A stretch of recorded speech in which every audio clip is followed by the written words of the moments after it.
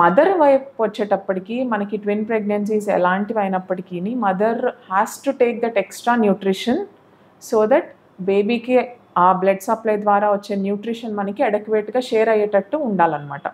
And ఎక్కువ twin pregnancies మదర్స్లో మనం preterm deliveries are ప్రెగ్నెన్సీలో మనకి డయాబెటీస్ వచ్చే ఛాన్సెస్, ప్రెగ్నెన్సీస్లో మనకి బీపీ వచ్చే ఛాన్సెస్ ఇలాంటివి కొంచెం హయ్యర్ రిస్క్ ఉంటాయి. నార్మల్ సింగిల్టన్ అంటే ఒకటే బేబీ క్యారీ చేసే మదర్స్ కన్నా ట్విన్ బేబీస్ ఉన్న మదర్స్లో ఈ రిస్క్ ఎక్కువగా ఉంటుంది.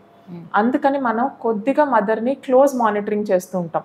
Twin pregnancy high risk pregnancy category కింద ఉంచుకొని ఒకవేళ వాళ్ళకి స్టార్టింగ్లోనే కొంతమందికి ఏంటంటే ఆ బరువుని మొయ్యలేక గర్భసంచి ఎర్లీగా అబార్షన్స్ అయిపోవటం, 5th మంత్ 6th మంత్లోనే బేబీస్ మనకి డెలివరీ అయిపోవటం ఇట్లాంటివి చూస్తూ ఉంటాం. సో దానికోసం గర్భసంచి మూతి సర్విక్స్ అన్నది లెంత్ ఒకటి చెక్ చేసుకొని, ఒకవేళ సర్విక్స్ లెంత్ కనుక చిన్నగా ఉంటే నార్మల్ సైజ్ కన్నా దానికి కొంచెం సపోర్ట్గా సర్వైకల్ స్టిచ్ అన్నది ఒకటి వేసుకోవాల్సిన అవసరం ఉంటుంది కొన్ని ట్విన్ ప్రెగ్నెన్సీస్లో.